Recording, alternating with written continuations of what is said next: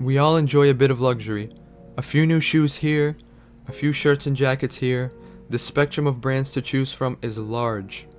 But one brand that seems to not be like the rest is Balenciaga. Balenciaga is a renowned luxury fashion brand known for its high-end clothing, accessories, and footwear. Founded by Spanish designer Cristobal Balenciaga in 1917, the brand has a rich history of innovative and avant-garde designs. But the approach Balenciaga has towards their marketing, design, and business tactics has me questioning how they're as popular as they are. First of all, they're massively overpriced.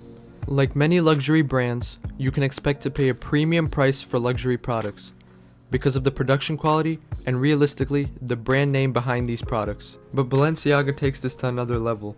Very simple t-shirts and accessories can cost nearly $1,000 for seemingly nothing exceptional compared to similar items from other luxury brands. Balenciaga seems to inflate the price of their products much more than their competitors. While every brand has the right to charge whatever they want, I believe Balenciaga is overdoing this just a bit. Take for example, this Moncler branded tee is $350. Still expensive, but relative to this Balenciaga shirt, it's $1,290.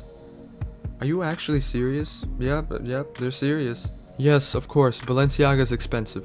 They charge high prices for a lot of polarizing shoes and clothes that realistically won't get too many wears out of them due to the relative lack of versatility. The Triple S sneaker is a good example of this. The extremely chunky build of this shoe paired with the 3 outsoles stacked on top of each other will display lots of intrigue due to unusual design. While I absolutely don't mind having standout pieces in my outfits and enjoy a bit of disorganization in color and fit, not many people will say the same. The majority of people like to stay consistent with their outfits, and most of the time are not opting for oversized sneakers and apparel that a brand like Balenciaga produces. On that note, yes, Balenciaga also tends to go for very oversized and out there apparel, which is actually entertaining to see when looking at their models walk down the runway. It's clear that Balenciaga markets towards upper middle class young people as their main clientele because of their brand status and trendy attempts at marketing. I also find that a lot of Balenciaga designs tend to be lazy in recent times. Yes, many luxury brands have collections of simple items that are still sold at a premium, but Balenciaga seems to have stalled its innovation, opting for very simple designs, mainly focused around branding in most cases. Balenciaga apparel is also quite dull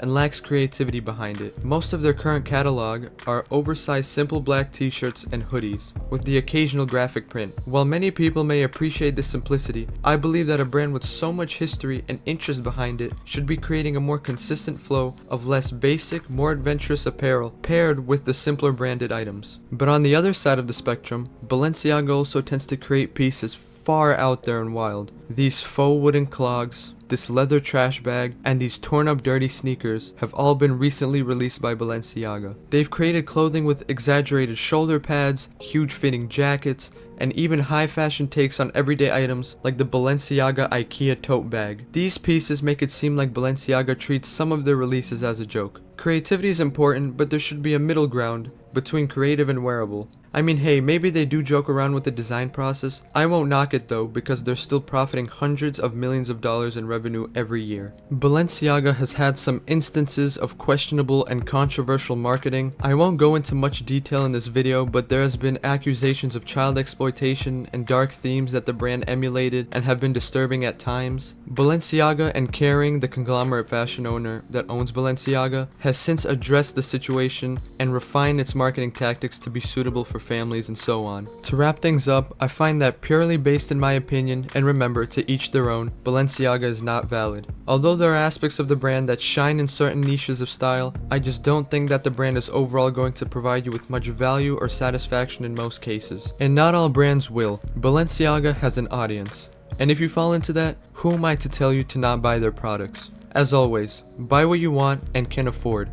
And be smart about it. Don't let brands take advantage of you, and seek out value over hype. Don't forget to subscribe for more discussions about luxury. See you in the next video.